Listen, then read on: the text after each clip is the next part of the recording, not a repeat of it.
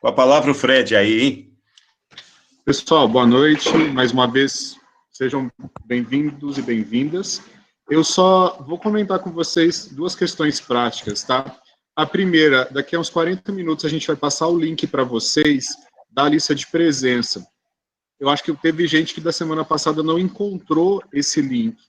Se vocês forem no canto superior direito, tem ali uma gradezinha, um número de pessoas e tem um balãozinho que é o chat.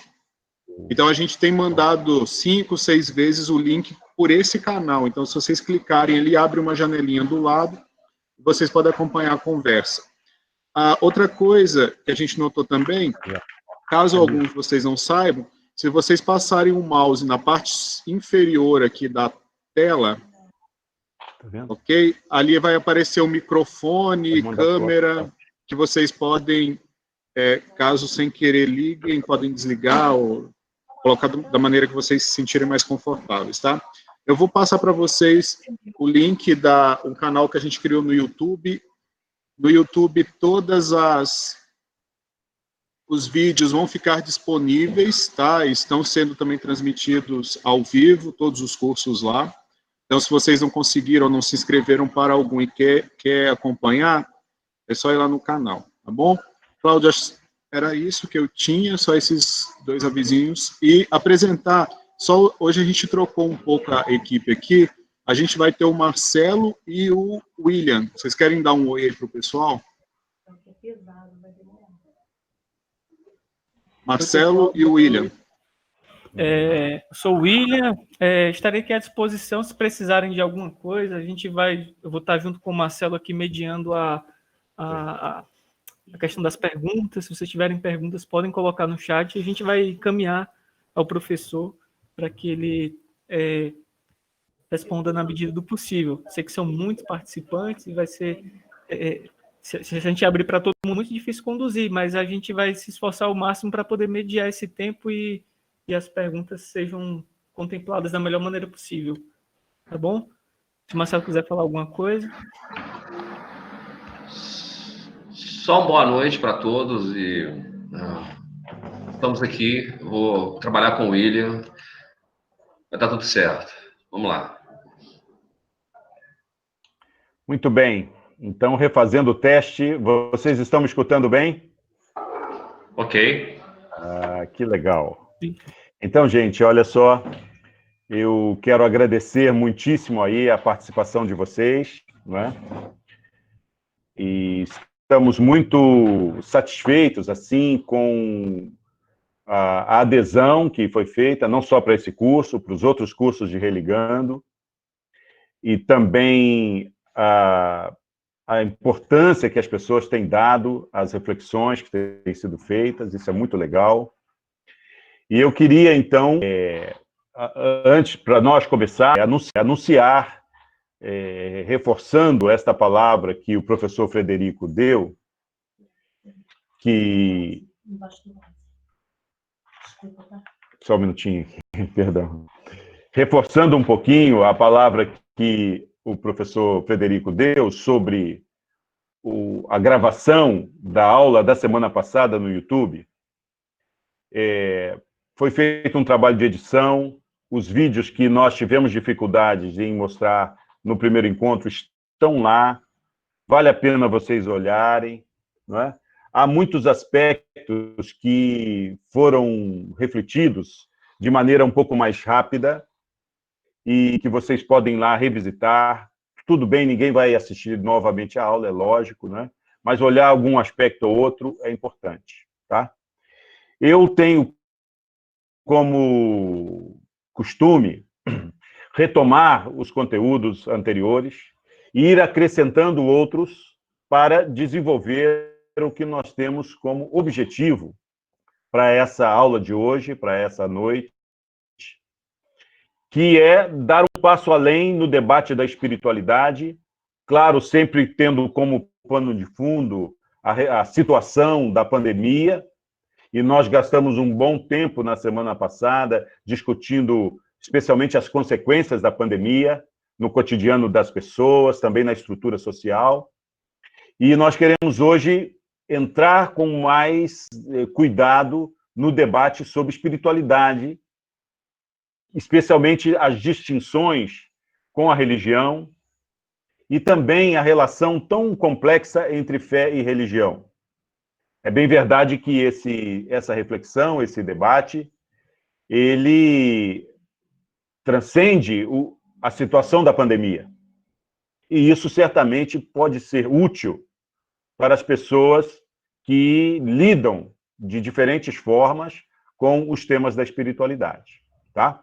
Então, no início pode parecer um pouco repetitivo, mas isso é programado para que a gente possa, assim, em ondas, irmos aprofundando determinadas temáticas. Ok? Todos me ouvem bem? Legal. Em primeiro lugar, eu quero registrar que eu fiquei um pouquinho na expectativa de ter um número maior de textos em relação à aula anterior da parte de vocês, tá?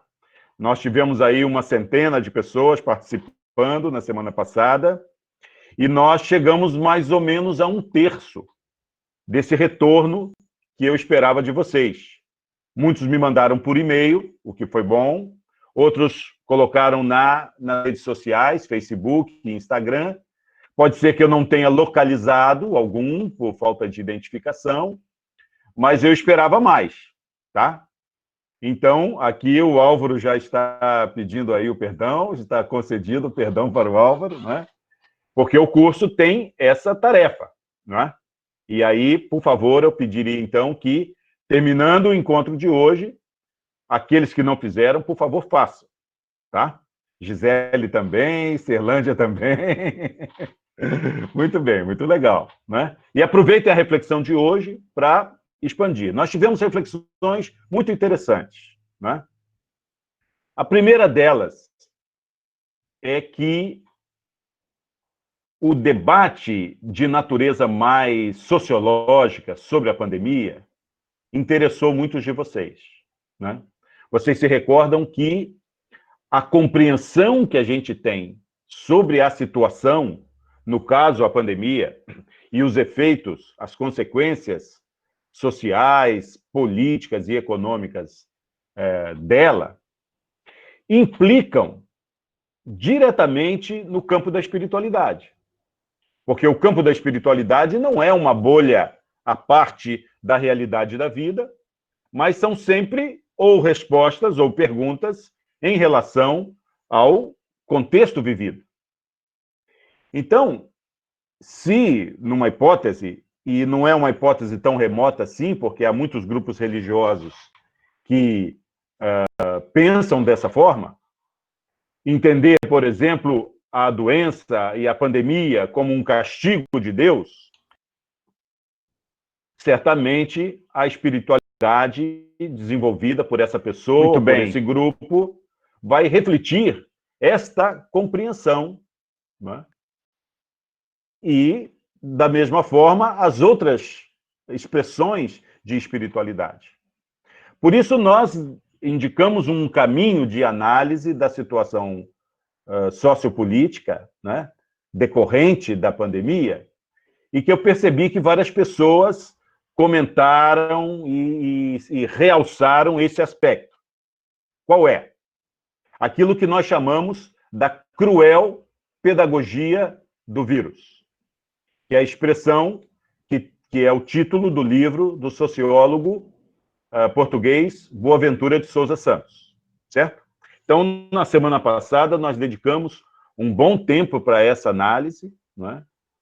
E isso fica para nós como pano de fundo, justamente por esse motivo, por esse aspecto, que as compreensões acerca da espiritualidade, elas não estão desconectadas da compreensão sociopolítica que nós temos. Claro que não se trata de uma coisa mecânica, não é? Já superamos essas compreensões mecânicas, mas nós não podemos desprezar as análises sociais. E vocês se recordam que nós indicamos uma lista de aspectos negativos que marcam esse período, não só diretamente ligado à pandemia, mas também em função do isolamento social decorrente da pandemia. São aspectos que mexem com o cotidiano das pessoas e todos eles são vistos de uma maneira dialética, ou seja, são realidades negativas que podem, se bem discernidas, se bem interpretadas, se transformarem em situações positivas, de uma outra compreensão da vida e do mundo. Então, vocês devem se recordar, por exemplo, que nós falamos sobre a valorização da pessoa humana e da dignidade humana, a valorização das relações interpessoais. Nós falamos do contexto de conflitividade, que abate, sobretudo, em relação às mulheres, uma certa situação mais delicada, difícil, que marca a vida das mulheres nesse tempo de pandemia, quer seja pelas condições adversas no âmbito do trabalho, duplas ou tríplices jornadas de trabalho, quer seja pela violência doméstica, cujos números aumentaram. Então, nós fizemos um elenco de situações que podem produzir melhores compreensões acerca da vida e da própria espiritualidade, e com isso ter um desenvolvimento de algo mais saudável, mais autêntico, como pode também, e nós vamos conversar bastante aqui essa noite sobre isso, gerar formas de espiritualidade que vamos chamar aqui, para nosso consumo imediato, de espiritualidades mais fechadas, não integradoras, né? Muito bem. Eu não vou repetir cada um desses pontos, né? Porque já fizemos isso, eles estão à disposição no YouTube para vocês. Eu acho que eles foram pouco explorados nas reflexões que vocês fizeram, né? Mas, em linhas gerais, nós consideramos que há uma dimensão kairótica. Para quem não está acostumado com essa linguagem, ela vem da expressão grega, do kairos, né? Que é um tempo diferenciado, um tempo oportuno, um tempo que nós atribuímos a ele um significado especial, que pode marcar rupturas sociais, também pode marcar rupturas existenciais. O que será que foi? Bem, aqui para mim parou, né? Não ri não, Maria, é sério, isso aí nós falamos falamos de espiritualidade, aí de repente entrou esse barulho aí, pode ser não. Eu estou brincando com vocês. Muito bem. E na semana passada, depois de fazer esse elenco de possibilidades no campo da espiritualidade, nós fizemos uma distinção que é bastante comum, que é a distinção entre espiritualidade e religião.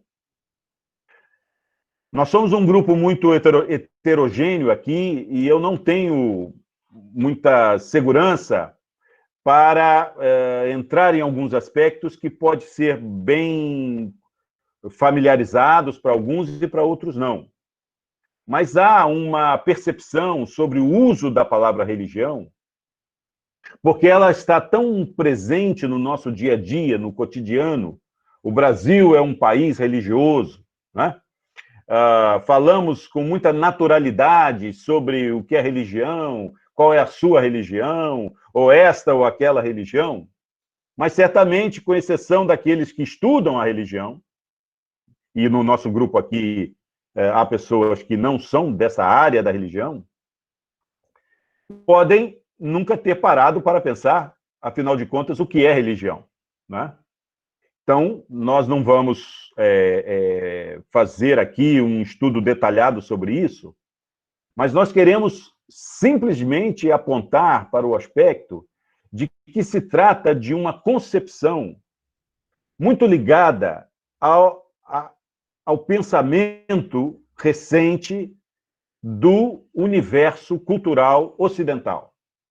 Não é uma palavra que dê conta de todas as outras experiências neste globo, neste mundo, mas, em geral, quando nós falamos religião, nós estamos pagando um tributo ao pensamento moderno que, no seu desenvolvimento, dividiu em formas de escaninhos, né, as áreas da vida, como a área do trabalho, a área das relações familiares, a área do conhecimento científico e também a área, vamos dizer assim, da religião.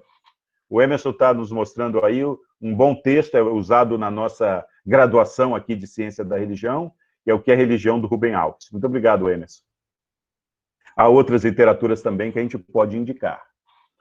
De forma que, quando a gente fala religião, isso responde a uma demanda própria do mundo moderno, que fez essa separação de maneira teórica, conceitual, entre outros aspectos da vida, e aquele aspecto que foi denominado religião.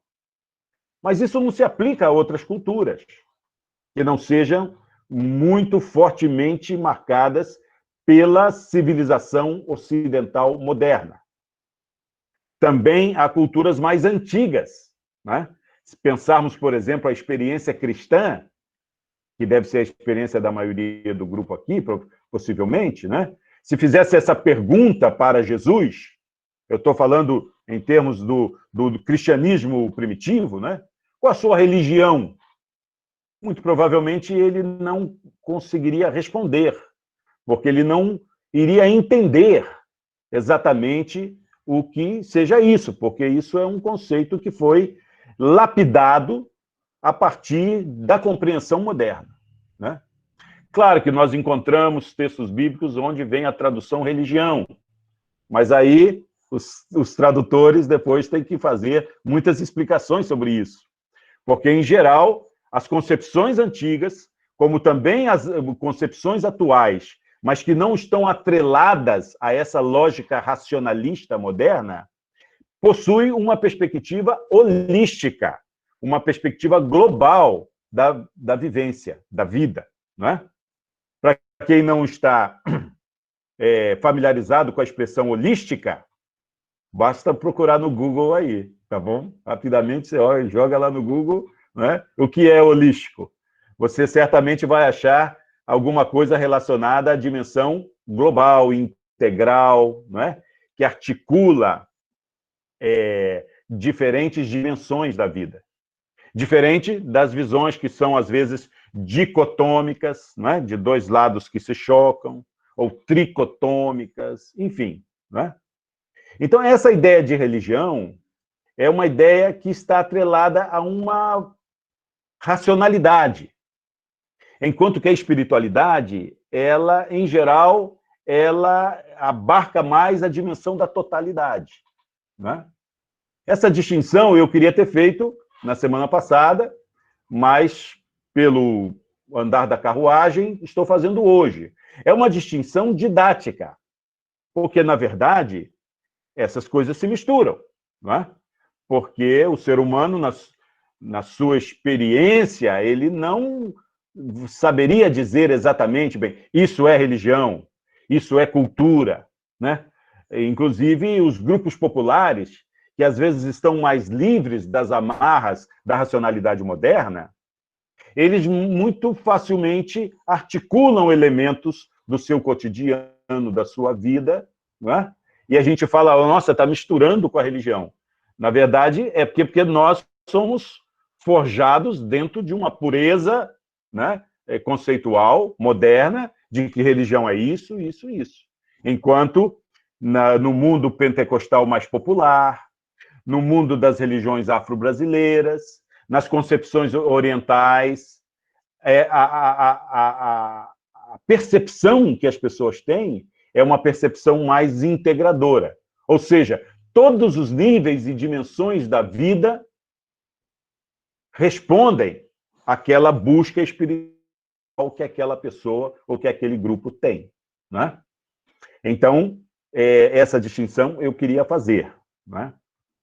Na semana passada, eu apresentei, em linhas gerais, uma noção do que nós estamos tratando quando falamos de espiritualidade, pelo menos aqui nesse curso, né? Pode ser que em outros contextos as palavras podem variar nos seus sentidos.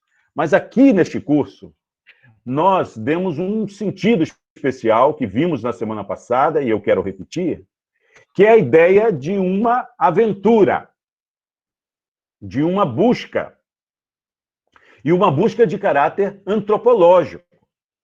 Daí, realçamos a distinção com a religião. Essa busca pode se dar em todos os níveis da vida humana. E eu diria que ela pode se dar em relação a todos os seres humanos. Não é algo peculiar ou específico das pessoas que possuem uma pertença religiosa. A espiritualidade, ela é do humano, ela é ampla, porque é justamente essa busca de tentar superar limitações que a fragilidade humana nos traz e vivenciar a vida na sua potencialidade, né? É como se fosse uma abertura, uma fenda na existência humana para que a gente tenha essa possibilidade de ir além dos limites, ir além da historicidade, ir além das contingências, né?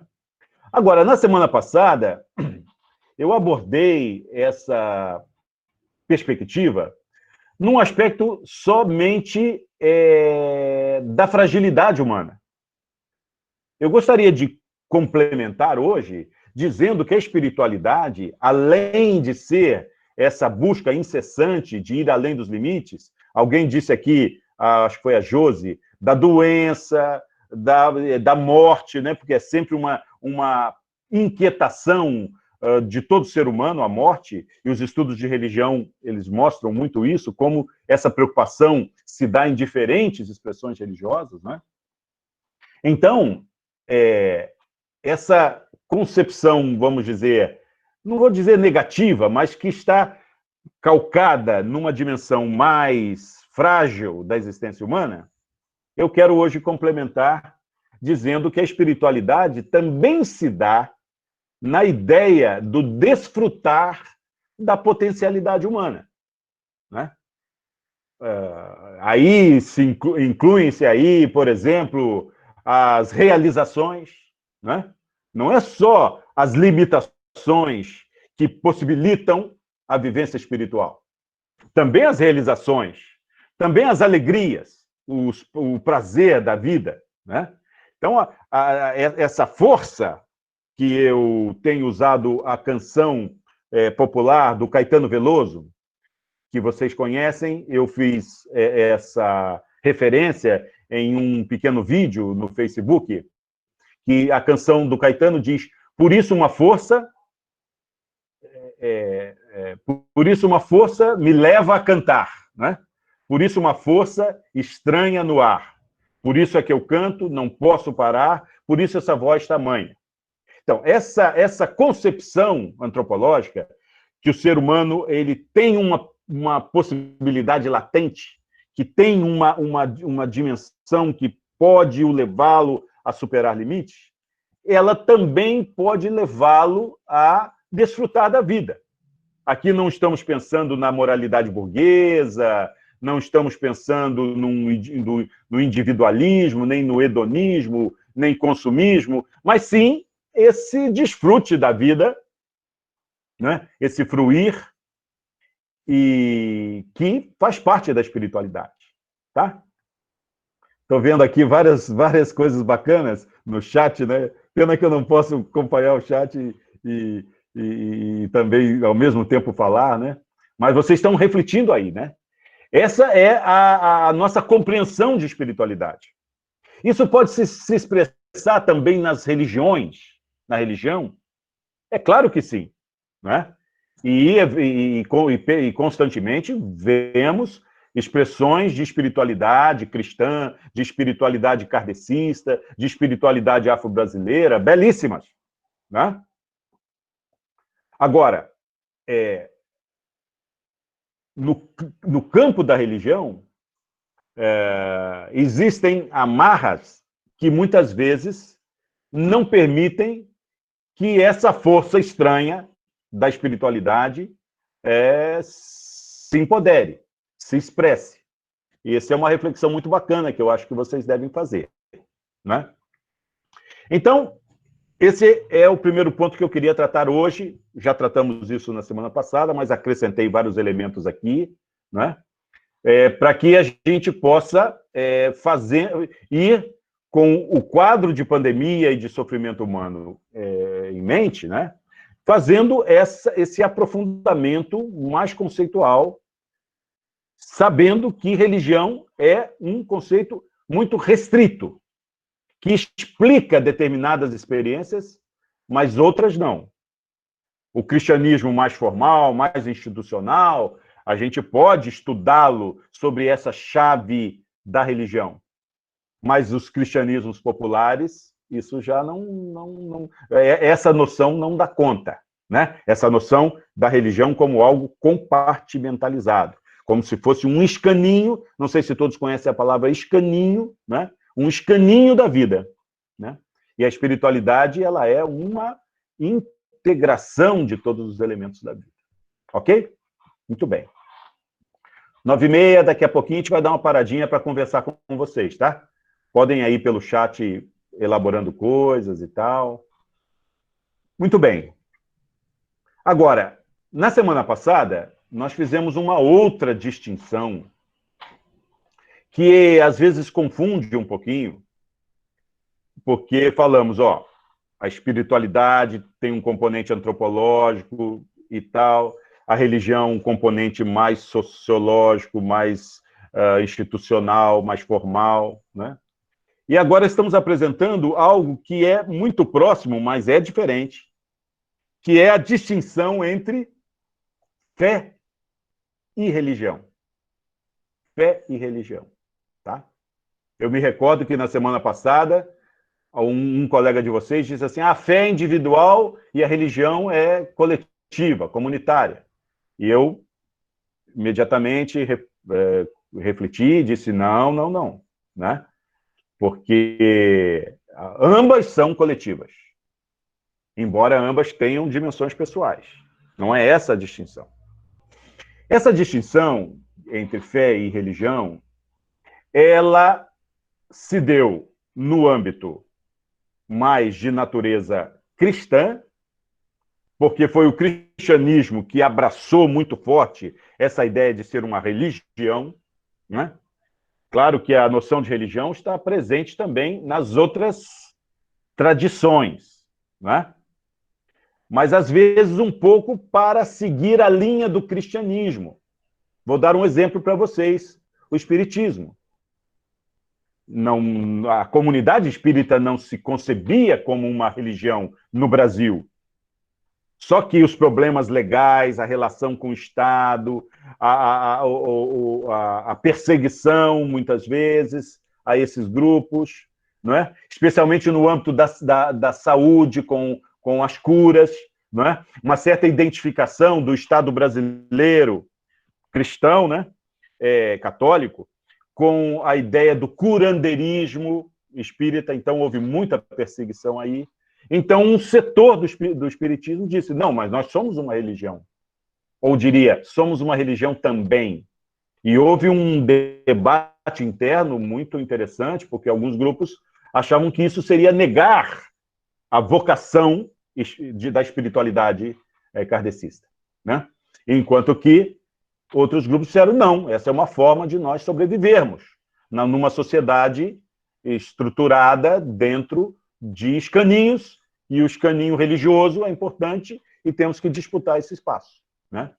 Assim também no universo afro-brasileiro, né? As religiões afro-brasileiras, ou religiões indígenas, a gente procura ser cuidadoso com essas expressões.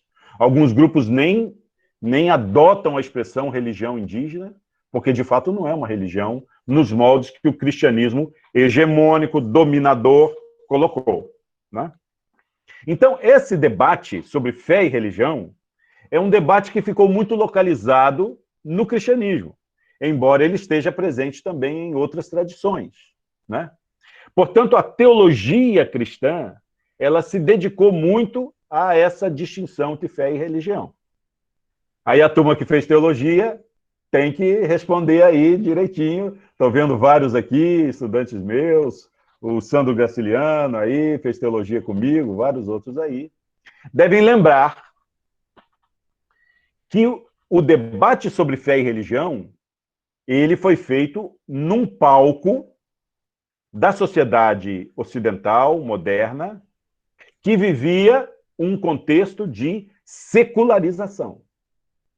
Especialmente no século retrasado, que é o século XIX, né? O finalzinho do século XIX, todo um questionamento na Europa, sobretudo na Europa, da religião, da igreja, da fé, quer dizer, todo um posicionamento científico que se colocava como oposição ao pensamento religioso, um certo declínio em relação ao poder do cristianismo na estruturação da sociedade, especialmente pelo avanço e pela constituição tão assim, sofisticada do sistema econômico capitalista, né?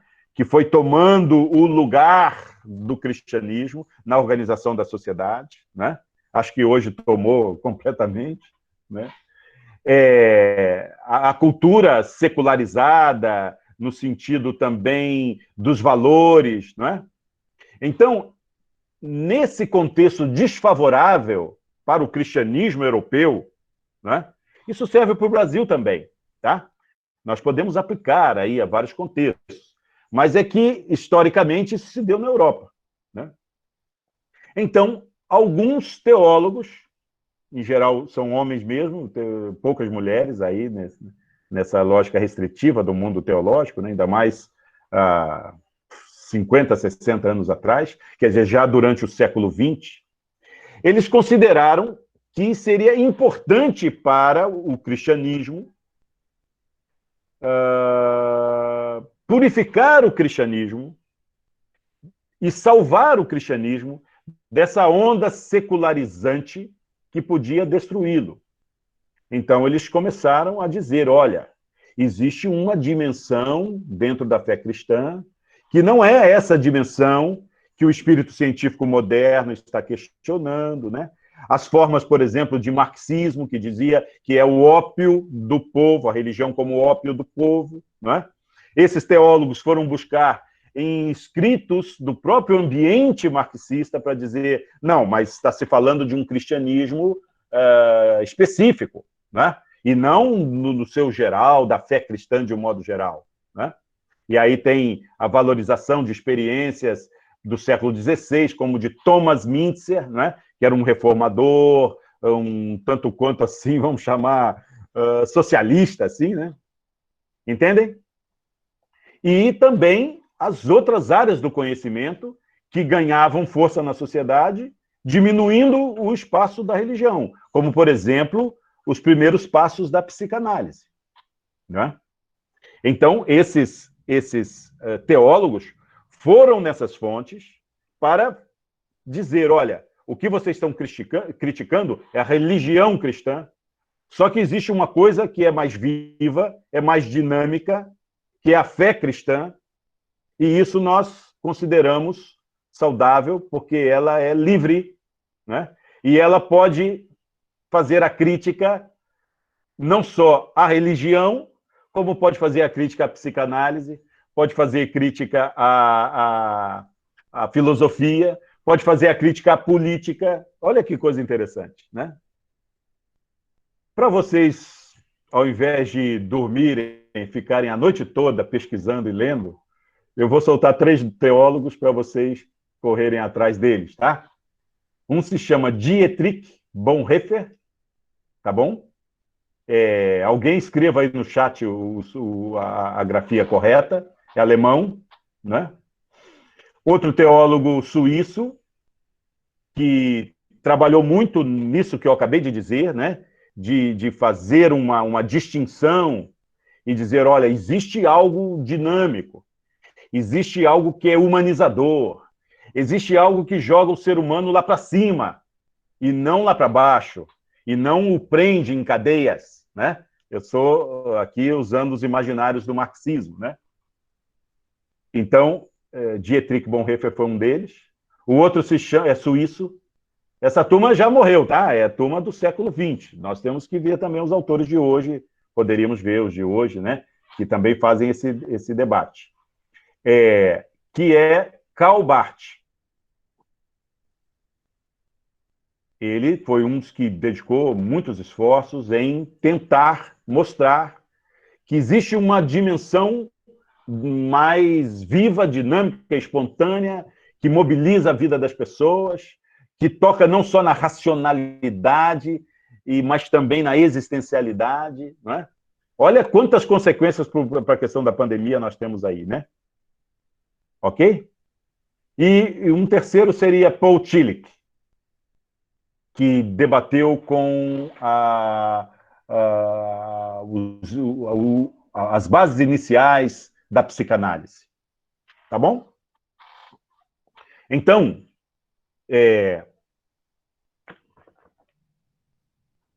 as experiências religiosas, elas não quer dizer que elas sejam desvalorizadas com essa concepção, com essa percepção, com essa crítica, né?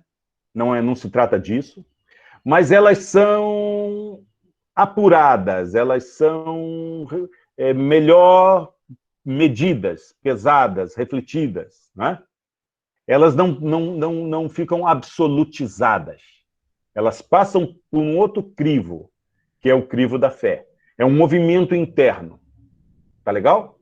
Então, é uma distinção que eu acho muito saudável, né?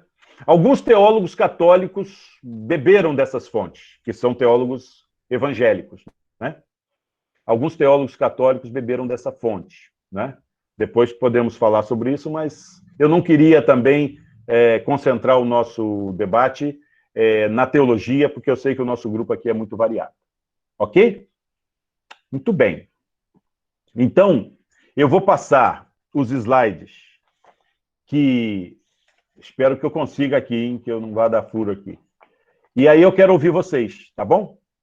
Só vou passar pouquíssimos slides, assim, só para a gente reforçar um pouquinho, né? E depois, então, eu peço que vocês reajam em relação a essas coisas, tá? Essas coisas todas, né? As que são do interesse de vocês, as que vieram da semana passada, da reflexão, né? E também disso que nós falamos agora, né? Então, lembram que teve um de vocês que fez uma reflexão no Facebook, que eu achei muito interessante, não sei se foi o Vinícius, não, acho que não foi o Vinícius, que diz assim, como o Cláudio falou, que a espiritualidade é irmã da fé, né? Eu uso muito essa expressão. Por que eu digo que é irmã da fé? Porque na distinção entre fé e religião, se concentra muito a ideia de que a fé, e nós estamos no campo da teologia, né? Que a fé é algo a ser recebido pelo ser humano, como um dom, né? Uma dimensão que vem de uma dimensão transcendente, né? E a religião, a gente sabe que ela é construída, né? Construída a partir de elementos rituais, socioculturais, e assim vai. Então, a espiritualidade, porque ela é livre como a fé, e ela também tem essa ideia de algo que parece que não nos pertence, né? Não é que não nos pertence, é que às vezes está tão profundo, está tão escondido lá no fundo do ser humano, que para vir à tona, né, precisa de muita sacudida, né? E a espiritualidade, eu me lembro sempre essa ideia de sacudir as pessoas, tá? Muito bem. Então eu falo que a espiritualidade é a irmã da fé. Eu gosto dessa expressão. Vamos ver se eu consigo aqui, hein? Vamos lá. Vocês estão vendo a tela? Sim, estamos. Ok. Muito bem. Então, esse slide vem da semana passada, não é? Só estou repetindo aqui para ter um bom sentido para nós, dizendo que, entre os estudos de religião, há uma série de análises sobre as distinções conceituais entre religião, crença, fé, espiritualidade e outras expressões similares, né? Nós temos uma lista grande aí de expressões similares. Em função dos limites de nossas reflexões, aqui nesse espaço, vamos apenas distinguir a dimensão transcendente mais ampla, de caráter antropológico, que vai além dos aspectos formais da religião, e as práticas religiosas mais institucionalizadas, tá? Nós estamos fazendo essa distinção. Uma coisa são as práticas religiosas mais institucionalizadas. No caso do cristianismo, tem os cultos, as missas, os dogmas, as leis para serem cumpridas, né? Assim também se dá na fé islâmica, assim se dá também no candomblé, não é? Agora, esses aspectos formais da religião não esgotam a espiritualidade, porque ela sempre vai, né? Ela é mais livre, mais livre. Em ambas, a espiritualidade está presente, nós não estamos negando as expressões religiosas. Aí vem aquela... eu não quero usar conceito, mas a nossa compreensão de espiritualidade, que eu falei bem baixinho não, bem devagarinho, hoje para vocês. Em linhas gerais, nós afirmamos que dentro de uma série de aspectos que marcam a vivência humana está a incessante, observe que tem uma palavrinha-chave aqui, incessante, que é algo que faz parte da vida humana, né?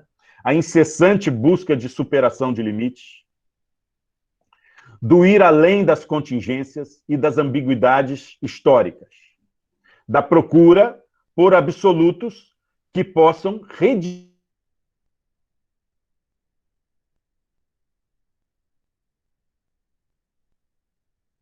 e precariedade da vida. Tem a ver com tudo, né? Com a economia, com a dimensão social, com os laços de parentesco, com a saúde, né? A dimensão biológica, com o controle dos corpos que o Estado faz, enfim, né? Agora, observem que eu acrescentei aqui, assim como se busca também o desfrutar das potencialidades, realizações e alegrias da vida nos seus mais diversos planos. Muitos denominam essa dimensão humana como espiritualidade. Agora eu entro mais nas experiências religiosas, né? Elas, historicamente, pretenderam e pretendem possibilitar respostas para essa busca. Na diversidade de tais experiências, confluem elementos os mais diversos. Então, estão falando da religião, né? Desde os preponderantemente luminosos, quem não sabe o que é luminoso, pesquisa aí na internet. Eu só vou dar a dica, hein? A revista do programa de pós-graduação em Ciência da Religião, o nosso programa aqui, de Juiz de Fora, a revista se chama Numen, tá? Então, luminoso. Santos, aí, entre aspas, né? Porque se compreende não no senso comum de uma coisa que é separada, né? Mas uma coisa que tem um sentido profundo, né? Que tem uma densidade especial. Então, desde os elementos preponderantemente luminosos, santos, espontâneos e indicadores de uma transcendência, até aqueles marcadamente ideológicos, facilmente identificados como reprodução de filosofias ou culturas e artificialmente criados. Então, quem é religioso aí, quem costuma participar de algum grupo religioso, cristão ou não cristão, das mais diferentes tradições religiosas, se for honesto, vai dizer que percebe no dia a dia da sua experiência coisas que são filosofias que estão sendo reproduzidas, como, por exemplo, o sistema econômico que diz que só é realizada aquela pessoa que tem uma boa estrutura econômica, né? Uma ascensão social econômica, né? Então, aí depois vocês podem brigar comigo. O olhar crítico das teologias modernas e contemporâneas produziu uma saudável distinção entre fé e teologia, tudo isso que eu acabei de dizer aí, né? É fato que tal relação é complexa, então não dá para distinguir muito bem o que é a fé, o que é a religião, então é complexa e possui numerosas implicações, mas no que diz respeito à nossa reflexão aqui, espiritualidade em tempos de pandemia, é preciso afirmar que, prestem bem atenção aí, a fé, a primeira, né? A fé, requer uma espiritualidade que, embora seja autenticamente humana, vem de uma realidade que transcende as engrenagens históricas. A espiritualidade humana é recebida, acolhida, ela, irmã da fé, é vista pela teologia, não só a teologia cristã, tá? Mas, sobretudo, a teologia cristã, como um dom divino. Nas reflexões teológicas mais recentes, tem sido cada vez mais comum a indicação de que a fé é antropológica e que pode tornar-se religião. Muito bem, isso aqui eu vou pular. Agora quero ver se eu vou saber voltar aqui para ver a carinha de vocês. Da outra vez, aí, vocês me veem? Muito bem, cansei. Falei muito, né? Falei muito. Queria ouvir vocês agora, né? Eu imagino que muita coisa brotou aí na cabeça de vocês, e eu vou dar oportunidade, então, aos colegas que estão no chat, também ao André Yuri, que está colaborando conosco, para reagir, comentar algumas observações. Como nós já falamos no início, não serão todas, mas algumas delas. Muito bem. Quem está com a palavra aí? André Yuri, você pode coordenar isso para mim, por favor? Sim, a gente tem algumas perguntas, professor. Eu vou começar aqui pela primeira, que foi feita pelo Denilson. Vou compartilhar a tela para que a pergunta fique visível para todo mundo.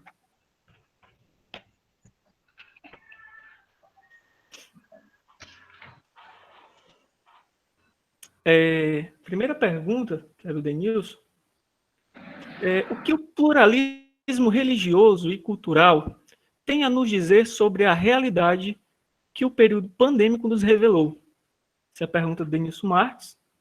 Uhum. Vamos fazer aí umas três, mais ou menos, pode três, ser? Né? Uhum. Pergunta do Álvaro.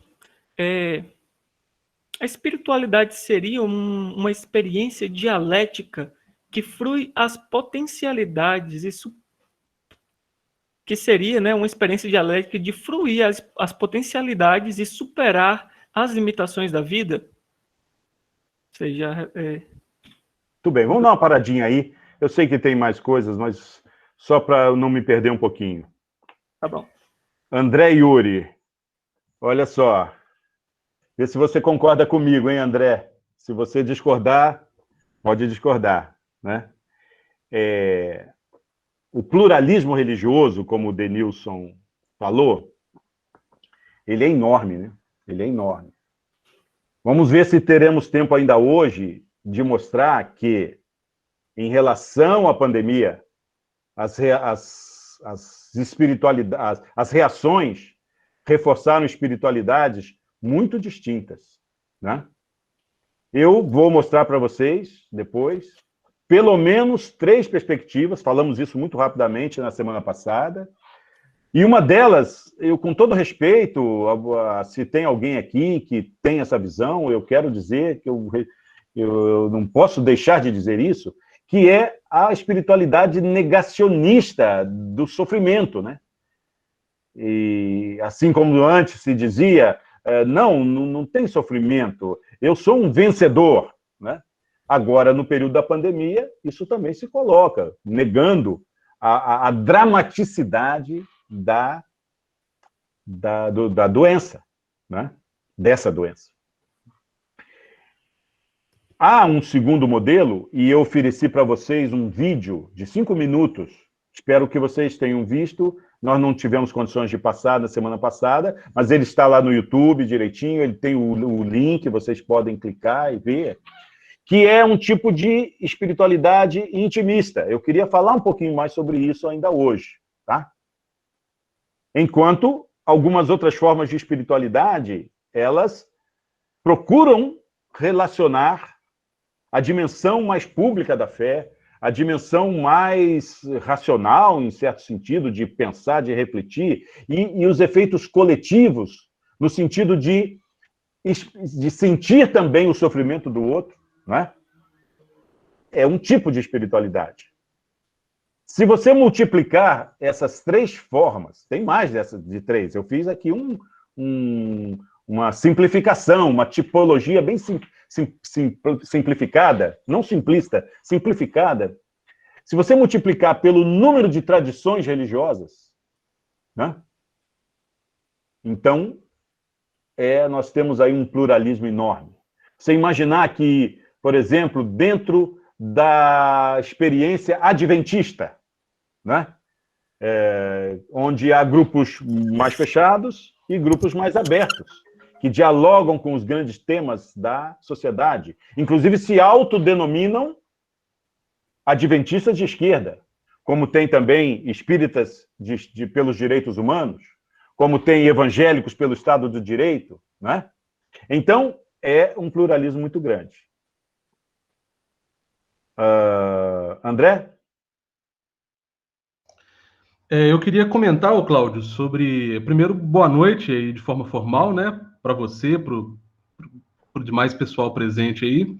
Eu queria comentar sobre essa primeira pergunta, onde você também ressaltou o caráter negacionista, principalmente nesse momento de espiritualidade diante da pandemia, né? Eu acho que isso que contribui também para essa compreensão a interpretação da religião como ilusão, né? Existem alguns autores que dizem que a religião ela é uma ilusão para o ser humano, né? Nietzsche é um deles. Mas eu acho que a grande questão é em que medida o ser humano precisa dessa ilusão para poder conseguir lidar com a realidade, né?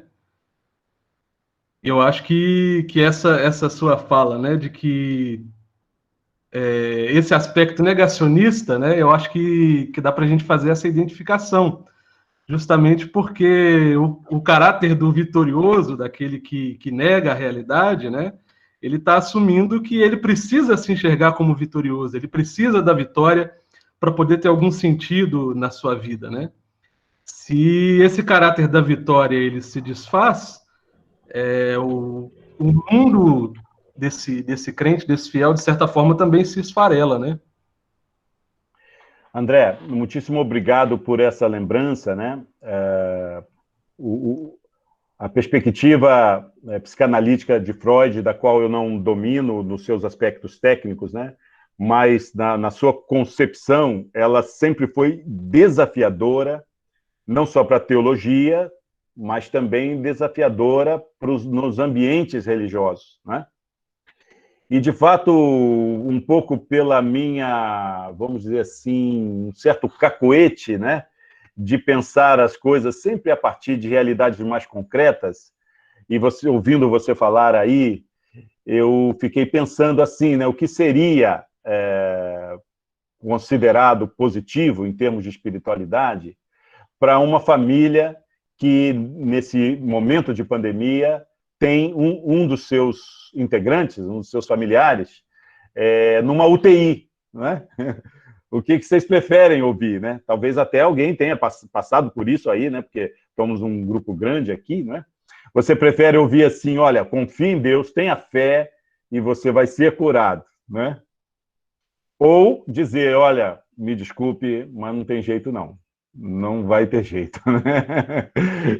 Como que o debate sobre o futuro de uma ilusão, né, que é o texto do Freud, né, como o debate ele é encantador, né, encantador, porque eu acho que, para sermos honestos, uma espiritualidade negacionista, ela é ideológica, ela é idolátrica, nós a combatemos, né, com todas as ferramentas, inclusive dos estudos de religião, mas em algum momento da nossa vida ela é muito boa, né, no sentido de nos transferirmos para um outro plano que não seja o plano real da vida, a realidade nua e crua, ou como dizia Nelson Rodrigues, a vida como ela é, né? A vida como ela é.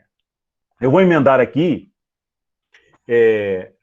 a Maria de Fátima e a Giane, não apareceu aí nas perguntas, mas apareceu aqui no chat, eu rapidamente olhei, e apresenta um ponto interessante dessa distinção de espiritualidade e religião, que é a religião como forma de controle, né? Porque, de fato, não só controle social, mas também o controle das individualidades, o controle dos corpos, né? E claro que pode haver formas supostamente livres e espontâneas de espiritualidade e que sejam também, vamos dizer, repressoras, né? A princípio, sim, mas seria uma contradição. Embora seja também uma contradição a religião ser vista como repressão. Por favor, vocês me desculpem, mas na semana passada eu falei sobre o Rubem Alves, sobre protestantismo e repressão. Falei isso?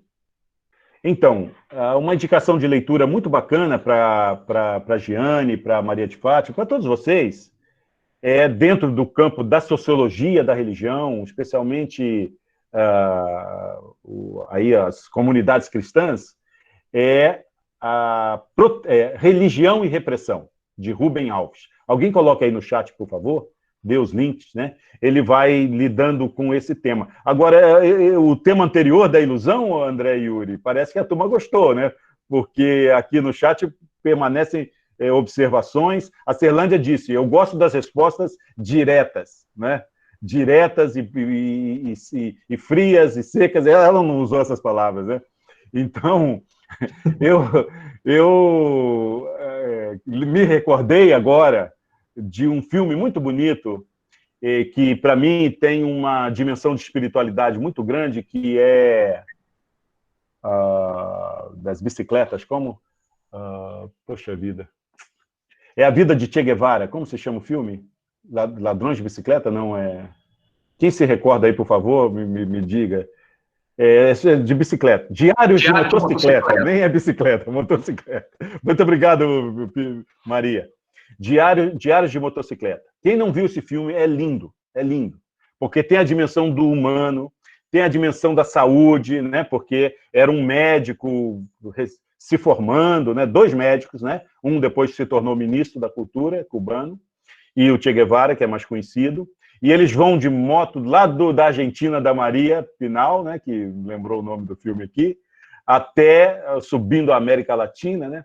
E havia uma pessoa muito importante que daria a eles a... Vocês me ouvem? Alguém disse aqui que ficou mudo. Uma pessoa importante que daria a eles justamente o que eles estavam querendo, que era o estágio na área da medicina, que eles foram lá para isso, e a pessoa fazia uma arte, além da função que ela tinha, ela fazia uma arte. E aí essa pessoa perguntou para o Che Guevara, o que você achou da minha arte?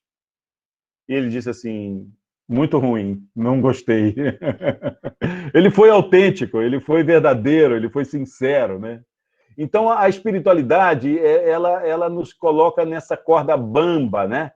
Entre artificialidade e autenticidade, né? Entre força e fraqueza.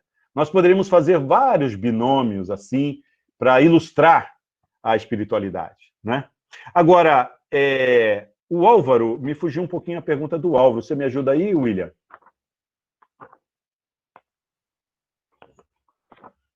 Ok, vou retornar aqui para a pergunta do Álvaro. Tá difícil? Tá não, desculpa. Álvaro, segunda pergunta. Álvaro pergunta sobre... Pode ler, só. Aí. espiritualidade seria uma experiência dialética de fruir as potencialidades e superar as limitações da vida? Então, se o André quiser comentar também, fica à vontade, André.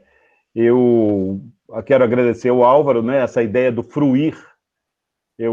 Ela está muito conectada com formas de espiritualidades atuais, que, inclusive, na semana passada eu fiz referência a uma delas, que é o bem viver, que é cultivada por comunidades católicas, grupos indígenas, e a ideia do fruir está muito presente, né? Talvez se distanciando da ideia do consumir, né? E outras coisas. E eu gostaria de ter usado essa palavra, esse verbo, né? Quando eu disse desfrutar. Eu acho que fruir é muito mais rico, é muito mais completo, e eu usei lá desfrutar. Não sei por que eu não usei fruir, porque na minha mente estava fruir, e eu escrevi lá desfrutar, né? E, de fato, fruir as potencialidades, claro que tem um limite aí muito tênue entre o poder, né? Porque a potencialidade está ligada ao poder, e tem um limite grande em relação à competitividade da vida, né? E aí tem que ser um fruir que possa haver dinâmicas sociais que nos ajudem a compreendê-lo bem. Porque senão pode se tornar um exercício, um mero exercício de poder, né? De afirmação, de autoafirmação e tudo mais, né? Até a assistência social, o serviço social, né? Esse teólogo que eu fiz referência a ele, Paul Tillich, ele criticava os ativismos, ele criticava, por exemplo, o método psicanalítico também, na medida em que, às vezes, não, pelo menos o debate naquela época era muito forte, né? Ao falar da potencialidade humana, isso é muito forte nos processos terapêuticos, né? Também isso passa a se constituir quase que um ídolo, né? Ou uma âncora assim, artificial, e que não expressa a totalidade do ser humano, né? E as limitações da vida, superar as limitações da vida. Eu acho uma expressão bem bacana, viu, Alvo? Né? Acho que teriam muitas coisas para dizer, né? E aqui vocês estão dizendo várias coisas, estão chegando aí as perguntas. Mais uma rodadinha aí, dessa coluna? Vamos voltar aqui para as questões. Por favor. A próxima questão é da Joyce, da Ellen, né? Os espíritas falam que são uma espécie de ciência do cristianismo. Assim, eles podem ser considerados cristãos? Será que é Josi que fala Josier? A Josier trouxe uma reflexão bacana durante a semana. Josier, assim, todas as tradições religiosas, elas não são monolíticas, não é? Elas guardam dentro delas dinâmicas muito variadas, sabe? E por isso que a gente não deve rotulá-las com muita rapidez, não devemos fazer generalizações, né? Imagine, o cristianismo tem essa diversidade tão grande, né? Há comunidades que fazem um controle moral muito rígido, né? Outras comunidades são mais inclusivas, inclusive tendo pessoas homoafetivas na sua liderança e na sua membresia. Então, é uma variedade muito grande. Também, no espiritismo, nós não podemos falar de um espiritismo. Existem grupos muito variados internamente que vão vivenciando os seus processos de forma muito diferenciada, né? De fato, há uma comunicação muito forte com valores cristãos, né? Mas, se eu entendi o sentido da sua pergunta, né? Se essa ideia de considerar cristão, né, for algo positivo, né? Então, nós deveríamos perguntar àquele grupo ou àquela pessoa se ela, então, assim, se sente bem com essa expressão, ou se não é um xingamento, né? Que a pessoa pode dizer, não, né? Não entenderam a minha fé, tá? No nosso programa, há pessoas de pós-graduação, né? Há pessoas que têm se dedicado ao estudo do espiritismo, né? O professor Emerson Sena, também o professor Marcelo Camurça, e alguns doutorandos têm feito trabalhos muito legais, tá? Não vou esticar aqui. Aqui o Vinícius, né, está dizendo algo, já sumiu aqui. Mas há no nosso grupo pessoas da comunidade espírita que naturalmente podem compartilhar essas visões.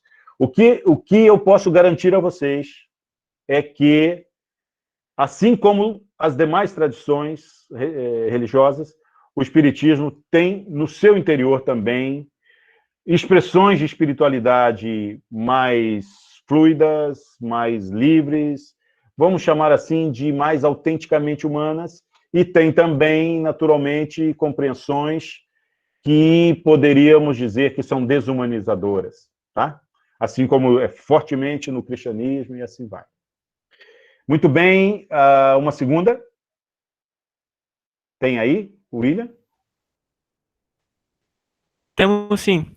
Sim. Outra pergunta, né? Yuri, é com você também, tá? Tá bom. Como devemos entender, através da religião, o quadro que se apresenta hoje para o enfrentamento das questões relativas à banalidade do mal e da morte no contexto atual mundial? Quem fez essa? Essa pergunta foi do Denilson. Denilson. Temos também a pergunta do Samuel. Vou fazer três Não, perguntas. deixa uma, senão Tá bom, acho que então. eu mesmo falei para ser um bloco, mas eu mesmo... Às vezes eu demoro um pouquinho a responder, porque eu tenho que reativar o meu microfone. Eu desligo o Muito microfone bem. Tá ótimo para assim. não atrapalhar no áudio, tá? Você é 10, tá excelente. Então, nós vivemos tempos difíceis. Eu acho que essa é uma primeira observação, né? Assim, se nós olharmos o quadro global, né? Há uma série de avanços naquilo que nós chamamos de projetos de humanização, né? Mas eu acho que aquela tese, né, vamos dizer assim, de que estávamos num processo progressivo, essa tese eu acho que foi questionada. Já tinha sido questionada há 60, 70 anos atrás, com as guerras mundiais, né? Mas é claro que também sempre tem um entusiasmo humano com as formas de recomposição da vida. Quando foi constituída a Organização das Nações Unidas, a ONU, se criou um tipo de esperança. Temos, inclusive, a teologia da esperança, de Jürgen Moltmann, né, que quem estudou teologia aí conhece, né? E mais recentemente, a ideia da libertação, especialmente no Brasil, na América Latina, né? A filosofia da libertação, com Henrique Dussel, né? Que é um filósofo bastante conhecido, ou a teologia da libertação, com Leonardo Boff e tantos outros. Então, uma perspectiva positiva, né? As teologias feministas também têm uma antropologia positiva, até porque elas foram muito as mulheres foram muito prejudicadas com certa antropologia negativa, vinda lá de uma certa leitura do pensamento de Santo Agostinho, né? E outros pensamentos negativos que concentravam aí uma ideia negativa e do mal nas mulheres, né? Então, as teologias feministas tendem a ter uma visão antropológica mais positiva, né? E, de fato, nós temos esse quadro, né? No campo também de outros pensamentos, no campo da filosofia e da antropologia também, né? Agora, quando o Denilson vem e pergunta, como entender através da religião o quadro que se apresenta hoje para o enfrentamento das questões relativas à banalidade do mal, eu acho que a pandemia, em certo sentido, ela também, ao mesmo tempo que gerou formas de solidariedade, gerou formas de insensibilidade humana, do tipo, e daí? Não é? Vocês conhecem pessoas que falam, e daí? Quer dizer, vamos organizar a sociedade, depois a gente vê o que a gente faz com essas milhares de pessoas que morreram, né? E as famílias dela, a gente vê depois, né? E então, a morte passa a ser até um cálculo, né? Um cálculo para a Previdência Social. Eu não me enganaria em afirmar que há pessoas que estão fazendo esses cálculos, até porque o nível de mortes de pessoas idosas é muito grande. Isso vai ter uma implicação econômica, né? Vai ter um lucro, né? Que tristeza poder ter que falar isso, mas é a realidade, né? Eu diria, Denilson, que se nós formos seguir as bases conceituais do nosso curso, eu acho que a religião, ela não vai nos ajudar a entender, sabe? Não sei se é uma descrença da minha parte, mas eu não consigo ver na estruturação religiosa algo que nos ajude para o enfrentamento dessas questões, né? Eu acho que a sociedade precisaria, para ficar nesse âmbito, né, que é o âmbito próprio da religião, deveria construir formas de espiritualidade abertas, solidárias, né? Eu espero, na semana que vem, tratar mais disso, né? De espiritualidades que se fundamentam em perspectivas antropológicas mais abertas, de alteridade. Nós vamos chegar aí hoje, espero, né, a falar isso. É como a minha reação. Não sei o André, o que você acha, André? Ou eu estou sendo muito rígido com as expressões religiosas? Ô, Cláudio, hoje pela manhã, eu vi duas manchetes, né, assim, que também assim, mexeram um pouco assim, com as minhas entranhas, né? A primeira delas foi do comediante Fábio Porchat, que é do Porta dos Fundos, e diante de todas essas falas que têm ecoado, das pessoas dizendo que nós precisamos ser pessoas melhores depois que essa pandemia, que esse período de quarentena passar, e o Fábio Porchat, ele deu uma entrevista dizendo assim, eu acho que nós voltaremos piores, que o ser humano ele voltará mais egoísta, mais insensível em relação ao seu próximo, né? E depois de ver assim, essa fala, eu confesso assim que fiquei um pouco chocado, mas logo na sequência eu vi ainda uma outra manchete de um senhor de idade, de 70 e poucos anos, que diante lá daquelas homenagens que foram feitas na praia do Rio de Janeiro, com as cruzes, ele chegou lá chutando as cruzes e tirando todas aquelas cruzes que haviam ali sido colocadas, né? E eu confesso assim que me assustou um pouco a insensibilidade, né? Que foram tratadas ali, aquelas homenagens que eram para vidas, né? Houve até um pai de um dos filhos que havia sido homenageado ali com uma daquelas cruzes, e ele disse, olha, no meu filho não é número, o meu filho não é mais um na contabilidade, ele é meu filho, né? Ele tem nome, ele tem história, eu carrego comigo a memória do meu filho, né? Então eu estou dizendo isso assim para dizer que eu concordo com a sua perspectiva mais pessimista, né? Eu também não vejo essa articulação para a gente enxergar, a partir da ótica da religião, essa forma de superação e de mais humanidade, né?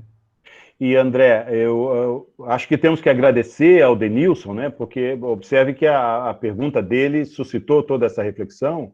Ele mesmo diz, eu não concordo com essa crítica tão ácida ou azeda, quem sabe, em relação às religiões, né? Até porque, de fato, elas têm dinâmicas dialéticas, né? Internas, que, por exemplo, quem fez todo esse movimento que o André acabou de fazer é um pastor evangélico, não é? De nome Antônio Costa, aqui do Rio de Janeiro, que coordena o Rio da Paz. Quer dizer, ele fala a partir da religião cristã, evangélica dele, né? Então, só essa iniciativa talvez respondesse a nós nessa crítica. Então, achei bacana a palavra do Denilson, e eu acho que pode ser até um incentivo para que a gente... quem está assim, o que eu vou escrever sobre essa aula, já tem uma pergunta, respondam essa pergunta aí. Essa é uma pergunta importante, fundamental, né? E tem várias perspectivas assim de natureza mais da fé cristã, perspectivas bíblicas, que em outra oportunidade eu compartilho com vocês, né? Essa ideia de um relato conhecido, né, que diz, vai perguntando o que eu devo fazer para agradar a Deus, né? E a pessoa, faça isso, Jesus fala, faça isso, ele já fiz, faça isso, já fiz. E aí depois Jesus vai num ponto que aí, olha, vende tudo que você tem e dá aos pobres, né? E dá aos pobres. E aí diz o texto que aquele jovem, aquela pessoa, saiu triste.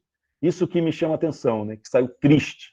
Então, quer dizer, como que nós poderíamos sair jubilosos, alegres, né?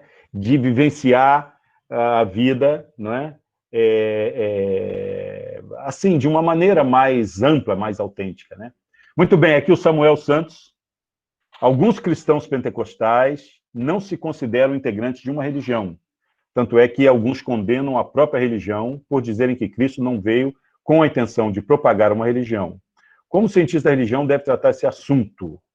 Você é lá do Pará, Samuel? Que bacana, né? O EPA, né? Universidade Estadual do Pará. Então, Samuel, muitíssimo obrigado, porque você está trazendo para nós uma pérola para que possamos exemplificar essa distinção de fé e religião. Porque não, como nós apresentamos como sendo algo que ficou fortalecido no debate acadêmico, teológico da Europa do século XX, com Calbat, Bonhoeffer, parece até que é um problema só de intelectualidades, né? Ou de debate racional. E não é. Não é. Porque os estudos decoloniais têm mostrado que uma das formas de se manter a perspectiva colonial é por intermédio da religião, né? A religião cristã sufocou as formas populares de expressão. Aí, no mundo afro, todo mundo conhece bem, no mundo indígena, todo mundo conhece bem, não é? Agora, na própria dinâmica do cristianismo, há nos setores populares uma reação à institucionalidade cristã que, em geral, se dá nos ambientes populares. Então, quando um cristão pentecostal diz, eu não tenho religião, eu tenho né, essa ideia assim de eu tenho uma fé, né, eu sou cristão, é uma coisa mais ampla. Ali tem um recado muito bem dado às perspectivas mais formais e institucionais da religião. Inclusive no tema da liberdade, que é um tema moderno, né? E que as classes populares traduzem da sua maneira. Ou seja, Deus revela para mim, Deus fala comigo, e eu não tenho que necessariamente abaixar a cabeça para o meu pastor. Vocês não acham isso revolucionário? Eu acho isso ótimo, desde que eu não seja um pastor, né? E aí, né? É uma dinâmica, né? É uma coisa muito forte, né? Claro, pode ter elementos aí ideológicos, pode ter articulações políticas, reprodução de discursos e tal, mas tem ali um embrião, sabe, de empoderamento muito legal, sabe? Eu, então, estou procurando responder, assim, em linhas gerais, né, essa pergunta, se bem que eu acho que o Samuel já tem a resposta, né? Isso que porque ele também, se é lá do departamento lá, deve ser um mestrando ou professor de lá.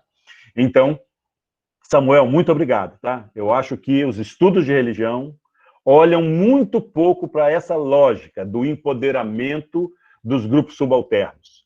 E não são só os afro-brasileiros, são os pentecostais também. Em geral, são pobres, né? Em geral, são pessoas que na estrutura social não têm destaque, mas conseguem se empoderar a partir do religioso.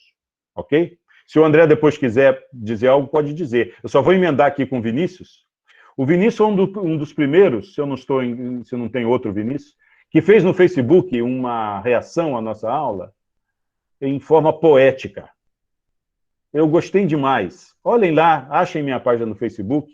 Foi você mesmo, Vinícius? Depois você diz aí, né? Mas muito bacana. Eu ia até ler aqui para vocês, mas eu fiquei com medo de vocês ficarem com ciúme do Vinícius. Poxa, leu do Vinícius e não leu a minha.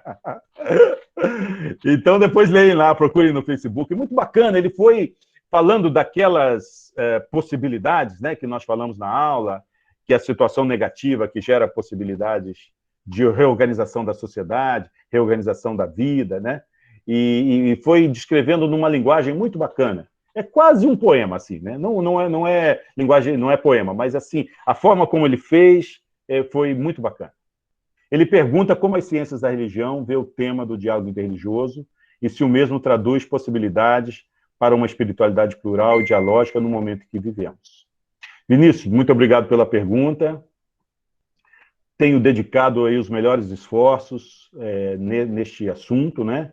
Procurado produzir coisas assim, legais. O Luiz Felipe está aí, acompanha o nosso grupo de pesquisa, o nosso GT, que se chama Espiritualidades Contemporâneas, Pluralidade Religiosa e Diálogo. Nós nos reunimos nos congressos, vários de vocês já tiveram presentes, eu acho, né? Inclusive, eu brinco que se a pessoa souber repetir o nome do GT, ela já pode entrar para o GT. Que é tão grande, né? O nosso é grande. Espiritualidades Contemporâneas, Pluralidade Religiosa e Diálogo. Procurem na internet, vocês vão encontrar materiais muito legais, do professor Roberley Panazis, da PUC de Minas, professor Gilbrais Aragão, do Unicap em Pernambuco, né? Meus trabalhos também, aí de Juiz de Fora. No nosso programa, a professora Cecília Simões, especialmente pegando a ideia do plural a partir das cosmovisões indígenas, sabe? E, como estamos falando de pandemia, vocês sabem que um dos grupos mais vitimados tem sido os povos indígenas, né? Ela acabou de gravar agora, a professora Cecília Simões, ela acabou de gravar um link para os estudantes da graduação do nosso curso aqui, de Ciência da Religião, sobre os povos indígenas, inclusive debatendo a maneira mais adequada de se referir a eles. Não falamos religiões indígenas, tá? Procurem aí, ou se a equipe aí, o André e os demais, puderem dar esse link do vídeo que ela fez, professora Cecília Simões. E tantos outros, né? Tantos outros. Agora, Vinícius, vou complicar um pouquinho, posso? Posso complicar? Você acredita que nas reflexões desse grupo de pesquisa, né, que o foco é o diálogo interreligioso, nós fomos puxar uma linha, uma contribuição de uma teóloga oriental de nome Koc Pui Lan. Depois, se alguém souber escrever aí no chat, escreva no chat. É uma leitura muito boa. Tem um livrinho da Paulus sobre o tema do feminismo, o tema da globalização e o tema do diálogo, né? E essa teóloga diz assim: vocês não acham que diálogo interreligioso é um clube dos bolinhas? Clube dos bolinhas, assim que fala, né? Clube dos bolinhos. Que, em geral, é o padre, o pastor, o bispo, o sheik, o rabino, e que exclui as mulheres quase sempre, porque poucas igrejas têm mulheres pastoras, né? Mulheres como pastoras. Na Igreja Católica, até onde eu sei, não tem, né? Que é uma vergonha. Desculpem, Luiz, isso foi para mexer com o Luiz, hein? O Emerson também, mexer com vocês. Provocação. E ela propõe a expressão diálogo interfés, ou no singular, interfé. Porque ela diz que o diálogo tem que ser feito por todo mundo. E tem que ser feito por todas as questões que afligem a vida. Então, não se trata simplesmente da religião, vamos debater a salvação. Aí fica lá 3 meses debatendo a salvação. Agora vamos debater sobre o culto. Não, ela diz, é a fé que nos move. Isso que precisa ser interligado, que é a vida e a fé. Muito bacana, tá? Já respondi sua pergunta, hein? Respondi, a Josi gostou, né? Koc Pui Lan. Eu não quero escrever no chat aqui para não me perder. Aí, alguém vê na internet aí, é com K, né? K-W-O, Koc, e K no final. K-W-O-K, P-U-I, Pui, tracinho, Lan. Koc Pui Lan. Gostou aí, Denilson? Podem matricular no curso aí da pós-graduação, nós estamos estudando a Coquilin. Muito legal. André Yuri, observações suas?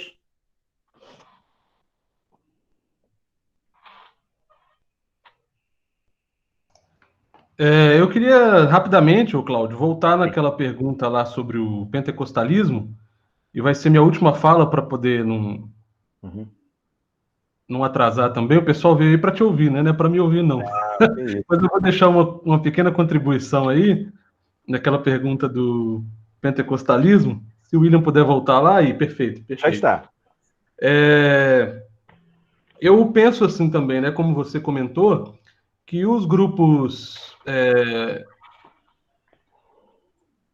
pentecostais, os grupos que, assim, ao longo da história do cristianismo, sempre deram mais importância para a experiência do que para a organização da fé em um conjunto de doutrinas, eles sempre foram relegados para a margem do próprio cristianismo, né? Eu me lembro do grupo, lá no começo, nos primórdios do cristianismo, do grupo dos montanistas, que teve o Tertuliano, um doutor do cristianismo, como um dos famosos adeptos. Os montanistas também, eles rejeitavam, né, essa interpretação organizada do cristianismo como religião institucional, né? E há uma mulher, e aí aproveitando o destaque que você disse que as religiões certas vezes não dão às mulheres, há uma mulher montanista chamada Priscila, e a história destaca uma dessas frases da Priscila, em que ela dizia assim, né, eu sou espírito e palavra e poder, né? Numa rejeição à institucionalização da fé cristã. E eu digo isso assim por quê, né? Porque eu acho que, de certa forma, esses grupos, como hoje são os pentecostais, que interpretam a fé cristã a partir mais do caráter da experiência, eles têm uma interpretação sobre o significado da religião que muitas vezes nós que temos a tendência de conceituar demais as coisas, nós temos algumas dificuldades em compreender, né? E eu acho que esse grupo ele traz uma interpretação muito distinta do que significa religião, principalmente quando eles dizem não ter uma religião, né? É muito comum a gente ver um pregador pentecostal dizer assim, eu não vim pregar religião, eu vim pregar Jesus Cristo, né? Isso é muito comum da gente ver. E eu me lembro também do que disse o teólogo José Comblan, né? Que a teologia da libertação escolheu os pobres e os pobres escolheram o pentecostalismo, né? Os pobres escolheram ser pentecostais. E eu acho que dentro dessa ótica pentecostal há uma interpretação muito significativa do que é a religião ou sobre como a fé ela deve ser interpretada, né? Para além desse caráter conceitual, institucional, organizacional, doutrinário, né? Eu acho que essa interpretação pentecostal ela tem uma grande contribuição nesse sentido. Eu gostaria de incentivar os integrantes do nosso curso aqui, que são pentecostais, eu vi pelo chat que vários disseram que sim, a nos ajudarem nessa reflexão e acho que o André colocou questões que são fundamentais, não só nos estudos de religião, né, mas especialmente na perspectiva mais ampla também, que muitos de nós, além da responsabilidade com os estudos de religião, nós temos inserções ecumênicas, inserções pastorais, inserções sociais as mais diversas. E o universo pentecostal, hoje, ele está presente em todas as esferas públicas, né? Em qualquer canto que estamos, temos a oportunidade de dialogar e encontrar pessoas de comunidades pentecostais. Então, eu incentivo vocês a darem continuidade aí a essa observação que o André falou, tá? Nós já estamos chegando mais para o final, e eu vi no chat, eu passei rapidamente ao chat, que tem muitas perguntas. Eu vou, ao final da aula, ver a possibilidade de salvar alguma coisinha e procurar dialogar com vocês durante a semana. Eu sei que nossa estrutura não permite isso, porque saindo do chat as coisas se apagam, mas eu vou tentar, tá? Porque eu achei coisas muito interessantes lá também, além dessas que o William trouxe, excelentes, né? Perguntas muito importantes, e não só perguntas, né, mas observações. Por exemplo, o Paulo Roberto Garcia, ele trouxe uma expressão que eu já tinha visto, assim, inclusive compartilhei, sobre o que é um jogo de palavras com o nível de imunidade, né? Que o problema de uma pessoa doente, ainda mais no caso da pandemia, é o seu grau inferior de imunidade, né? E alguém, acho que não foi o Paulo, porque eu já tinha visto essa expressão na outras pessoas, mas ele trouxe para nós aqui, de uma maneira muito apropriada, para o debate sobre a espiritualidade, que ele disse que o problema é o nível baixo de humanidade.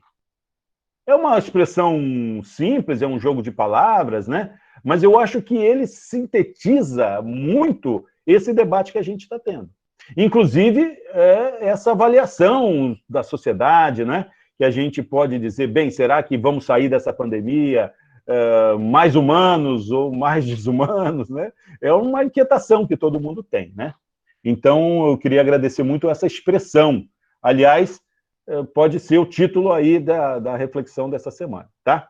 Nós temos 5 minutos. Eu quero mostrar para vocês o que nós temos pela frente para a semana que vem, tá bom? Então, quero desde já agradecer ao André Yuri e aos colegas William e o outro colega que ajudou na infraestrutura. E quero dizer que eu espero de vocês uma interação maior durante a semana com os textos, tá? Os que pediram perdão aí, como bons religiosos que são, né? O controle, né? A ideia da culpa está associada ao controle, né? Então, vocês sabem bem. Então, como vocês são culpados, precisam de uma expiação, né? E aí, então, aproveitem agora. Fecha o computador e as ideias estão aí, né? Vai até 1 da manhã e tal. Tá legal? Porque eu acho que nós falamos coisas muito que precisam desse detalhamento, tá? Então, é isso que eu queria falar. Mas eu vou, então, dizer para vocês que, na semana que vem, nós vamos, então, focar a dimensão da alteridade. Por favor, não é autoridade, hein? É alteridade. Vem de alter, do grego, que é diferente, o diferente. Quer dizer, as espiritualidades que são fundadas em dimensões de alteridade, elas costumam carregar um legado de fé e um legado de experiência mais substancialmente profundo, rico. A alteridade, eu só vou adiantar aqui para vocês, mas vocês podem ver melhor nos slides, ela tem 3 dimensões no âmbito da antropologia, e as reflexões teológicas incluem uma quarta dimensão. Então, é o encontro com o outro, entendido o outro aqui como aquele que é diferente de mim. Então, estão implicadas aí as questões de gênero, as questões da homoafetividade, as questões sociais, como é que eu lido com os pobres e como é que eu lido com os ricos, né? A espiritualidade do rico é sempre melhor, sempre superior, né? Porque a do pobre é como ele expressa, como ele fala, né? Então, às vezes, é discriminado até nessa avaliação de graus de espiritualidade. E tantas outras questões que marcam as diferenças na vida social. Mas a alteridade também tem a ver com a forma de nos relacionarmos conosco mesmo. É o ser humano consigo mesmo, né? E, às vezes, quando isso não se dá de forma fluida, adequada, as consequências são enormes, né? Então, você tem espiritualidades autoritárias, artificiais, né? Porque a gente não sabe lidar com a gente mesmo.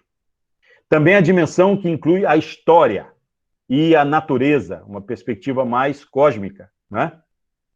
E a teologia valoriza muito o encontro do humano com o divino, tá bom? Isso vamos tratar semana que vem. Eu quis hoje observar mais as questões que vocês estavam trazendo, né? E aí, semana que vem, a gente foca nisso, ok? Temos 1 minuto, tá? Então, em 1 minuto, eu quero repetir que eu espero de vocês uma continuidade dessa reflexão, que eu estou à disposição para aprofundar aspectos, especialmente aspectos, às vezes, mais conceituais e teóricos, que eu, às vezes, não coloco com o grupo todo, mas que interessa a alguns de vocês, ou a um grupo de vocês, também estou à disposição, tá? E terceiro, que vocês são legais pra caramba. Eu conheci de segunda para cá alguns, vasculhei lá no Facebook, achei gente tão bacana, eu falei, pô, que legal, né? Ô, Fred, você me convoca sempre para esses cursos, tá? Eu quero sempre participar, que esse pessoal é legal pra caramba. E o chefe também é bom, o Fred é legal, né? Ele vai dando as ordens, mas ele sempre é educado, ele vai... Muito bem. Joia. Então, uma boa noite para vocês, tá bom? Se algum de vocês aí quiser dizer algo, André ou Fred, fique à vontade. Da minha parte aqui, um grande abraço para vocês.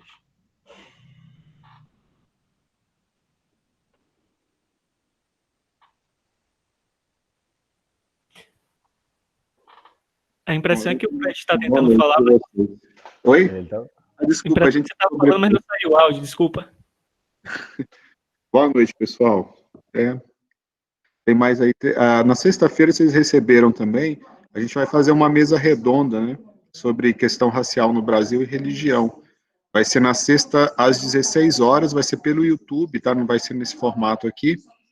E aí, a gente espera vocês lá, tá bom? Grande abraço. Tudo de bom. Um abração, hein, gente? Um abraço, pessoal. Descansem bastante, Oi, depois de terem feito o texto, hein?